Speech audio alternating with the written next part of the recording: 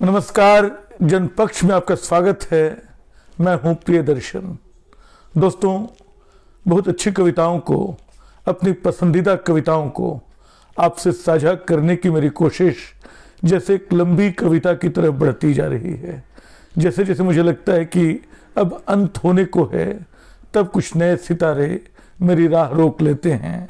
मैं नहीं जानता, अभी 2-4 दिन ये सिलसिला लगता है चलेगा। आज जिन 3 कवियों की बात मैं करने वाला हूं, उन तीनों को मैंने सामने से देखा है। ये मेरा सौभाग्य है। और धीरे धीरे हम अब समकालीन कवियों पे आ रहे हैं। तो आप में से बहुत सारे लोगों ने इनको देखा, इनको पढ़ा होगा। पत्रिकाओं में तीनों पत्रकार रहे, हालांकि तीनों की पहचान मूलतः कवि की रही। आज मैं बात कर रहा हूं बिल्कुल हिंदी कविता में 70 के दशक के बाद 80-90 के दशकों में जिन लोगों ने सितारों की सी हैसियत हासिल कर ली, जो बिल्कुल 21वीं सदी के मुहाने तक भी आकर, 21वीं सदी तक आकर अपने समय से लड़ते रहे, जो प्रतिरोध की कविता लिखते रहे, वे 3 कवि आज मेरे साथ हैं। मंगलेश डबराल, वीरेन डंगवाल और विष्णु खरे। शुरुआत करता हूं वीरेन डंगवाल से। सच ये कि संघर्ष, प्रतिबद्धता, दुख या दर्द, ये सारे शब्द वीरेन डंगवाल की कविता को पढ़ते हुए अपर्याप्त जान पड़ते हैं। ऐसा नहीं कि सब उनमें नहीं है, लेकिन इससे कहीं ज्यादा एक उल्लास का फूटता हुआ झरना है। बहुत तीखे दर्द के ऊपर जैसे कौंधती हुई हंसी, जो उस दर्द को मिटा देगी। इस दुनिया की तकलीफों के बाहर एक कौतुक जो कविता में बार बार वीरेन डंगवाल खड़ा करते थे। उन्होंने तरह तरह की कविताएं लिखी, किस्म किस्म के गीत लिखने का दावा भले भवानी बाबू ने, भवानी प्रसाद मिश्र ने किया था, लेकिन सच बात है कि किस्म किस्म के गीत, तरह तरह के अजीबोगरीब शीर्षकों वाले, अजीबोगरीब वाक्यों वाले, बहुत कमाल के जो लिखे, वो कायदे से वीरेन डंगवाल ने लिखे। मतलब मैं छोटी सी कुछ कविताओं से उनकी शुरुआत करना चाहता हूं, बस उनका आस्वाद आपको मिले इस मकसद से। जैसे कविता उनकी फरमाइशें हैं। कुत्ते, मुझे थोड़ा सा अपना स्नेह दे। गाय, ममता। भालू, मुझे दे दे यार शहद के लिए थोड़ा अपना मर्दाना प्यार। भैंस, दे थोड़ा बैरागीपन। बंदर, फुर्ती, अपनी अक्ल से मुझे बख्शे रखना सियार। अपनी अक्ल से मुझे बख्शे रखना सियार। तो ये अंदाज है वीरेन डंगवाल का। उसी अंदाज की एक और कविता, कैसे वो बागों को देखते हैं, मौसम पे, प्रकृति पे, बाग बगीचों पे बहुत सारी कविता है। लेकिन ऐसी कविता आपने नहीं देखी होगी, ऐसी खिलंदड़ी कविता जो अपने आप में बहुत मासूम है, लेकिन उसके भीतर कई बातें जमा हैं। तोते की फुसकारें, आम की निराशा। तोते ने फुसकारा, इससे ही कुछ मीठा हो गया बेचारा कच्चा आम। तोते ने फुसकारा, इससे ही कुछ मीठा हो गया बेचारा कच्चा आम। बाहर कुछ झूरा, कुछ पड़ा नीला, भीतर कुछ पीला। तबीयत में आ गई चिरपिरी एक, मौसम ने मारा, डंठल ने ढीला किया। ऊपर से उद्दंडी लड़कों ने लिया देख, पत्तों में छिपना बेकार रहा। मंत्र फूका, यो नकली पकना बेकार रहा। कच्चे का जीवन भर रहा, कच्चे का कच्चा, तोते का फुसकारा, सौंधा मीठा आम। अब ये कविता जो है, जलेबी पे उनकी कविता है। भारत को बचा कर रखेगी जलेबी, यूं ही नहीं बन गया वो खमीर, उसके पीछे है हजारों बरस की साधना और अभ्यास, जिसे रात भर में अंजाम दे दिया गया। इस करारी पूर्णता के साथ तपस्वी विलुप्त हो गए, घुस गए धनुधारी महानायकों के दौर, गांधी जी तक हलाक कर दिए गए। जलेबी मगर अकड़ी पड़ी है थाल पर, सिक कर खिली किसी फूल की वह सुंदर और गर्मा गर्म पेचीदा सरसता। ये उल्लास है, ये कौतुक है, लेकिन ऐसा नहीं कि सारा जीवन इसी आसपास अपनी कविताओं में सिर्फ इसी ओर घूमते रहते हैं वीरेन डंगवाल। वो कई बार अपने पुरखों को याद करते हैं, बहुत मार्मिक सी कविताएं लिख डालते हैं। 2 छोटी कविताएं निकालकर असल में वीरेन डंगवाल पे कायदे से पूरा एक वीडियो बनता है, सारे कवियों पे बनता है, लेकिन वो बना पाने की अभी सीमा नहीं है, अभी बना पाने की इस माध्यम में मतलब उसका अवकाश नहीं है। शमशेर। रात आईना है मेरा, जिसके सख्त ठंडेपन में भी छुपी है सुबह चमकीली साफ। झील में दाढ़ी भिगोते सप्तर्षि मुस्कुराते हैं आपस में मेरी तरफ इशारा करके। मैंने प्रेम किया इसलिए भोगने पड़े मुझे इतने प्रतिशोध। अकेलापन शाम का तारा था, इकलौता जिसे मैंने गटका नींद की गोली की तरह, मगर मैं सोया नहीं। हवाओं में धुल जाऊं, धाराओं सूखने को फैला दो मुझे। चौड़े जलप्रपातों के कंधों पर पत्तों में जमा रहूं तुम्हारी तरह। एक कांपती हुई कोमल जिद, कामगारों तुम कहो ये भी है हमी। अनश्वरता मैं तुझ में धंसा रहूं, तेरे दिल में मुसलसल पड़ती रहे एक मीठी फांस। इस कविता को पढ़ते हुए बहुत सहज ढंग से शमशेर की याद आती है, उनकी टूटी हुई उनकी कविताओं की याद आती है और उनके शिल्प की याद आती है। एक अंतिम कविता उजले दिन जरूर, ये निराला को समर्पित है। पूरा हिस्सा नहीं सुनाऊंगा, छोटा हिस्सा। आएंगे उजले दिन जरूर आएंगे, आतंक सरीखी बिछी हुई हर ओर बर्फ है। हवा कठिन हड्डी हड्डी को ठिठुराती, आकाश उगलता अंधकार फिर एक बार। संशय विदीर्ण आत्मा राम की अकुलाती। बताने की जरूरत नहीं दोस्तों, ये राम की शक्ति पूजा का स्मरण है। होगा वह समर अभी होगा कुछ और बार, तब कहीं मेघ ये छिन्न भिन्न हो पाएंगे। तहखानों से निकले मोटे मोटे चूहे, जो लाशों की बदबू फैलाते घूम रहे हैं। कुतर रहे पुरखों की सारी तस्वीरें, ची ची चिक चिक की धूम मचाते घूम रहे। पर डरो नहीं, चूहे आखिर चूहे हैं, जीवन की महिमा नष्ट नहीं कर पाएंगे। दोस्तों, वीरेन डंगवाल को पढ़ते हुए मन नहीं भरता है, लेकिन कहीं न कहीं रुकना पड़ता है। अब मैं जिस दूसरे कवि की बात करना चाहता हूं, विष्णु खरे हैं। एकदम नितांत भिन्न स्वभाव के कवि। उनको पढ़िए तो लगता है कि अखबार पढ़ रहे हैं, खबर के ब्यौरे रख रहे हैं, लेकिन अचानक उन ब्यौरों में से बड़ी मार्मिक कविता निकल उठती है। विष्णु खरे ने बहुत बड़े पैमाने पे कवि मिथकों को विषय बनाया और अजीब अजीब विषयों पे कविताएं लिखी, जिन पे लगता था कविता क्या लिखी जाएगी। गणेश का सिर काट लिए जाने अपने पिता शंकर द्वारा और हाथी के मस्तक से उनको बदले जाने पे उनकी कविता है। एक कविता उनकी रघुवीर सहाय के अज्ञे से मुलाकात पे है। ऐसी इतनी सारी कविताएं इतने असंभव लगते विषयों पे और ऐसी भाषा में है जो आपको लगता है कि अरे ये भाषा क्या है, ये कैसे चलेगी। वो बिल्कुल, लेकिन आप पाते हैं कि वो खबर की भाषा बिल्कुल मंत्रों की भाषा में बदलती जा रही है। जैसे वो पढ़ते जा रहे हैं श्लोक कुछ इस अंदाज में। उनकी बहुत सारी कविताएं बहुत चर्चित हैं। लालटेन जलाना आपने पढ़ी होगी, या लड़कियों के पिता, या ऐसी और भी कविताएं। सिर पर मैला ढोने की प्रथा को लेकर उनकी कविता है। वो गांधी नेहरू परिवार से उनके संबंधों को लेकर कविता है। इतनी सारी कविताएं हैं कि आप उनमें से चुनना मुश्किल होता है।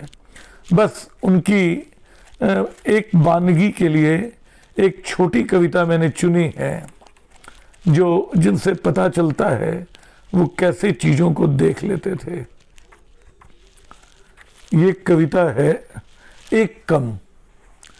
1947 के बाद से इतने लोगों को इतने तरीकों से आत्मनिर्भर, मालामाल और गतिशील होते देखा है कि अब जब कोई आगे हाथ फैलाता है, कि अब जब आगे कोई हाथ फैलाता है 25 पैसे, एक चाय या 2 रोटी के लिए, तो जान लेता हूँ मेरे सामने एक ईमानदार आदमी, औरत या बच्चा खड़ा है, मानता हुआ कि हाँ मैं लाचार हूँ, कंगाल या कोढ़ी, या मैं भला चंगा हूँ और कामचोर और एक मामूली धोखेबाज, लेकिन पूरी तरह तुम्हारे संकोच, लज्जा, परेशानी, गुस्से पर आश्रित तुम्हारे सामने बिल्कुल नंगा, निर्लज्ज और निराकांक्षी मैंने अपने को हटा लिया है हर होड़ से।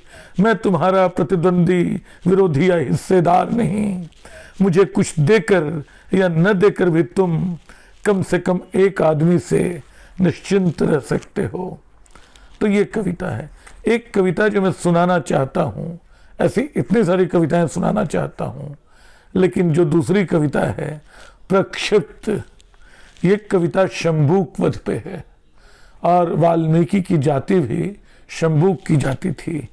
और शंबूक जो है कैसी शिष्ट, कैसी सांस्कृतिक, कैसी संस्कृतनिष्ठ भाषा में अपने आदि कवि से सवाल कर रहा है, ये देखने लायक है। मैं पूरी कविता नहीं सुनाऊंगा क्योंकि बहुत लंबी कविता है, बस एक शुरुआत का हिस्सा और अंत का हिस्सा, सिर्फ भाषा की उनकी बानगी के लिए। दिग्विजय तो मात्र पृथ्वी पर होती है, किंतु आज इस रात्रि अपनी कृति के गायन से जिस भांति आप संपूर्ण त्रिलोकी के देवताओं, ऋषियों, गंधर्वों, किन्नरों, जीवात्माओं, सचराचर को जीत विशेषतः स्वयं अपने चरित नायक को सर्वाधिक संतुष्ट कर दोनों शिष्यों सहित यज्ञ स्थल के समीप इस पर्णकुटी में विश्राम के लिए तत्पर हो रहे हैं मुनिवर, तब मेरा यह अनाहूत प्रवेश वास्तव में एक विघ्न है और मैं क्षमा याचक हूँ, किंतु विवश हूँ।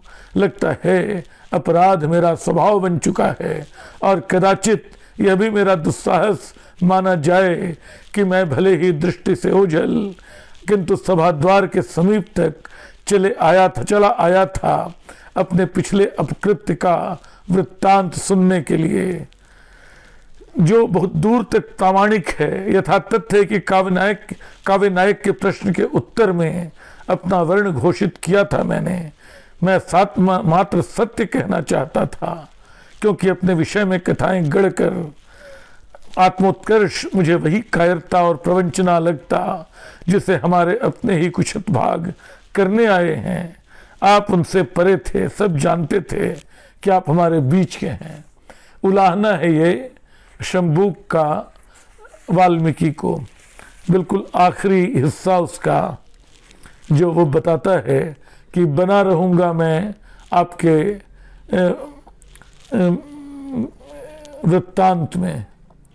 वे कहते हैं, वो विष्णु खरे इस कविता में पंक्तियों और शब्दों के अपने वध के पश्चात में वैसे ही निष्कासित कर दिया गया आपके वृत्तांत से सदा के लिए, जैसे शरीर से मेरे प्राण, समाज से मेरे स्वजन। क्षमा कीजिए, प्रतीत होता है अंधकार की इस वेला में आपके नेत्र मुंद से गए हैं, या ध्यानस्थ आप देख रहे हैं कि प्रातः आपको महासभा में प्रस्तुत करना है अपने आराध्य राम के समक्ष एक और धर्म संकट उपस्थित करने वाली एक अपराधी को भी अंतिम न्याय के लिए। किंतु कृतज्ञ हूं अनुमति लेने से पूर्व परमात्मवान, मेरा प्रकरण भी अब यावत चंद्र दिवाकरो शाश्वत है। पद दलित मेरे मस्तक और कबंध विलग होकर भी जुड़ जुड़ कर कथा में सदा प्रक्षिप्त होते रहेंगे। अमर रहेंगे आप आदि कवि, आपका यह आदि काव्य भगवान। साथ में लौटता रहूंगा मैं भी मेरे वृत्तांत के, आपके वृत्तांत के मेरे भुक्तभोगी संस्कार के लिए, इस आदि शूद्र हत्या से पुनर्जीवित मुक्त होकर। दोस्तों, ये विष्णु खरे थे। और अब संक्षेप में मुझे मंगलेश डबराल को, जो शायद इन तीनों कवियों में मेरे सबसे करीब हैं, दिल से भी रहे, जीवन में भी रहे, मैंने उनके साथ काम किया, मैं उनका पड़ोसी रहा, उनकी आखिरी दिनों की खांसी अब भी मुझे सुनाई पड़ती है, उनका धीरे धीरे उतरना अब भी मुझे भेदता है। वो बड़ी गहरी मनुष्यता के कवि थे, उनमें जो कुछ था वो मनुष्यता की बहुत गहरी आभा थी। उनकी कविता, मैं कई बार कहता हूँ, बहुत कम शब्दों में बहुत गहरे अर्थों वाली कविता थी, और वो बहुत ठेठ राजनीति वाली कविता के बावजूद अंततः एक मानवीय वितान वाली कविता हो जाती थी।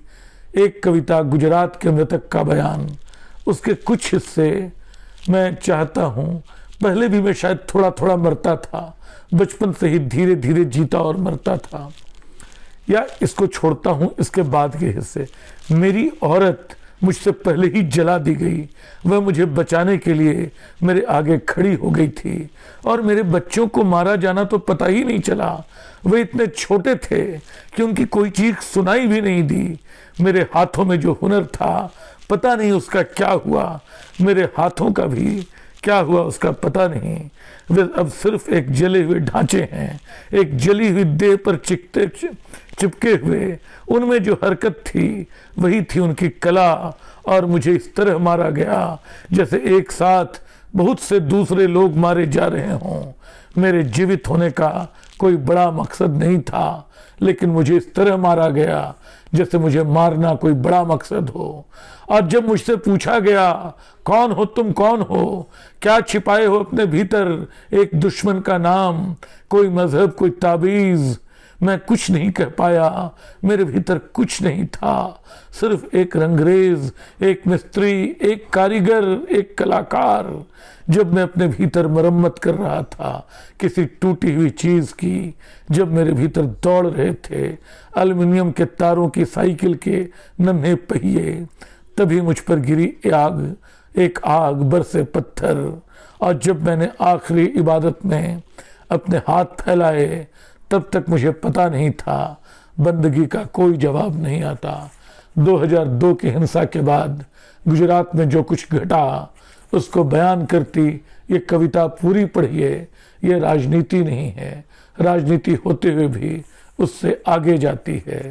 अब एक छोटी सी कविता तो नहीं है ये भी, उसका एक हिस्सा, नए युग में शत्रु, इसको प्रस्तुत कर मैं खत्म करूंगा।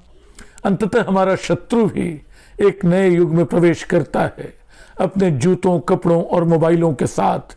वह एक सदी का दरवाजा खटखटाता है और उसके तहखाने में चला जाता है, जो इस सदी और सहस्राब्दी की ही तरह अथाह और अज्ञात है।